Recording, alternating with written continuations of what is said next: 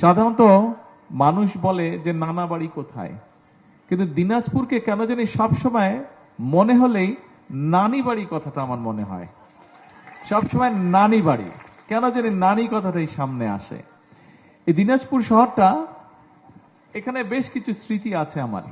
বালুবাড়ির স্মৃতি আছে, বালুবাড়িতে নানি বাড়ি, সেখানকার বেশ কিছু স্মৃতি আছে।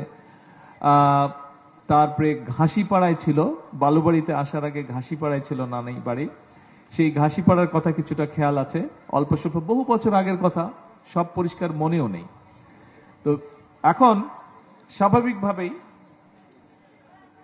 এই এলাকার প্রতি কিছুটা তো টান থাকবেই, এই এলাকার প্রতি একটা ডিফারেন্ট একটা টান থাকবেই।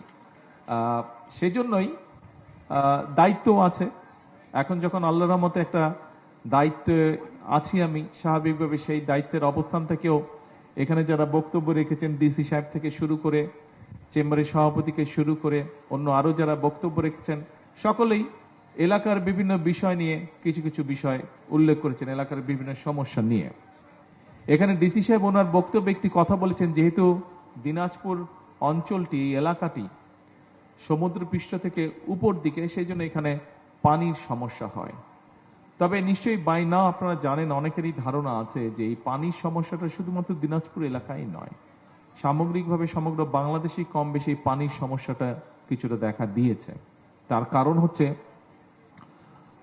অনেকগুলো বছর ধরে আমাদের নদী নালা খালগুলো বন্ধ হয়ে গিয়েছে বা ভরাট হয়ে গিয়েছে, এবং ভরাট হয়ে যাবার কারণে এখানে শুষ্ক মৌসুমে পানি থাকছে না, বর্ষা মৌসুমে পানি আসলেও যে পরিমাণ পানি থাকার কথা সে পরিমাণ পানি থাকছে না, এবং একই সাথে বর্ষা মৌসুমে বা হঠাৎ করে উজান থেকে যখন পানি আসছে তখন খালগুলো এবং নদীগুলো ভরাট হয়ে যাওয়ার কারণে পানিগুলো দুপাশে মানুষের ঘর বাড়ি, ফসল ফলাদি, গবাদি পশু এগুলোকে নষ্ট করছে। তো আমরা খাল খনন কর্মসূচিটি হাতে নিয়েছি। এই কর্মসূচি শুধু দিনাজপুর নয়, সমগ্র বাংলাদেশে। আমরা বলেছি বাংলাদেশের মানুষকে নির্বাচনের আগে আমাদের পরিকল্পনা রয়েছে যে আগামী 5 বছরে আমরা প্রায় 20,000 কিলোমিটার খাল খনন করব।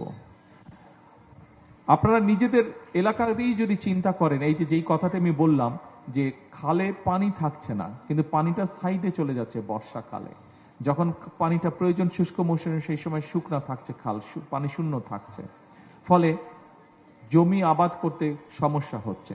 একই সাথে খালে বা নদীতে পানি জমে যাওয়ার কারণে মানুষকে ভূগর্ভস্থ পানির উপরে ডিপেন্ড করতে হচ্ছে, এবং এর ফলে যেটা হচ্ছে ভূগর্ভস্থ পানি নিচে থেকে টানতে টানতে সেখানেও আস্তে আস্তে পানি কমে যাচ্ছে। আজকে থেকে 20 বছর আগে আমরা যতটুকু নলকূপ খনন করার জন্য যতটুকু গভীরে যেতে হতো, এখন অনেক বেশি যেতে হয়। আর তখন যদি 100-150 ফিটের পানি পাওয়া যেত, এখন হয়তো 600-700 ফিট নিচে যেতে হয়, তারপরে পানি পাওয়া যায়, যেটা একটা আস্তে আস্তে একটি ভয়াবহ পরিস্থিতির দিকে আমরা যাচ্ছি।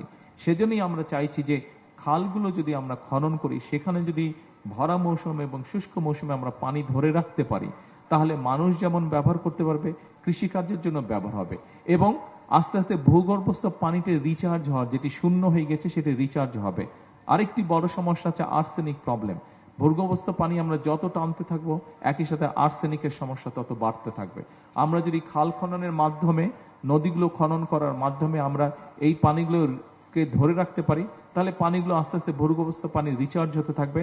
তখন ভূগর্ভস্থ পানি রিচার্জ হওয়ার যেমন একদিকে হবে, আমাদের ভূগর্ভস্থ পানির রিজার্ভ যেমন আস্তে আস্তে বাড়া শুরু করবে, একই সাথে আমাদের আর্সেনিক সমস্যার সমাধানও কমতে শুরু করবে। এখন আসুন, খাল খননের পরে আপনারা দেখেছেন যে আমরা বাংলাদেশের মানুষের কাছে বলেছিলাম এই বাংলাদেশের জনসংখ্যার অর্ধেক হচ্ছে নারী। এই নারীদেরকে যদি আমরা পেছনে ফেলে রাখি, পুরুষদের পাশাপাশি যদি নারীদেরকে আমরা স্বাবলম্বী করে গড়ে তুলতে না পারি, তাহলে এত বড় দেশ, 20 কোটি মানুষের দেশ আমাদের, 20 কোটি মানুষের এই দেশ মানে বিশাল বড় একটি দেশ, এই দেশকে আমরা সামনে এগিয়ে নিয়ে যেতে পারবো না, আমরা যত কথা বলি, যত পরিকল্পনাই করি না কেন।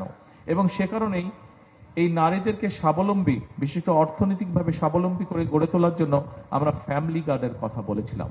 আমাদের হিসাবে বাংলাদেশে প্রায় 4 কোটি পরিবার রয়েছে, এবং আমরা মনে করি শহর গ্রাম, মধ্যবিত্ত, নিম্ন মধ্যবিত্ত, নিম্নবিত্ত সবকিছু মিলিয়ে প্রায় সমগ্র দেশবাসীকে বলবো, আপনারা এই সরকারকে নির্বাচিত করেছেন, যারা এই সরকারকে ভোট দিয়েছেন, যারা এই সরকারকে ভোট দেননি, এই সরকার প্রত্যেকের সরকার।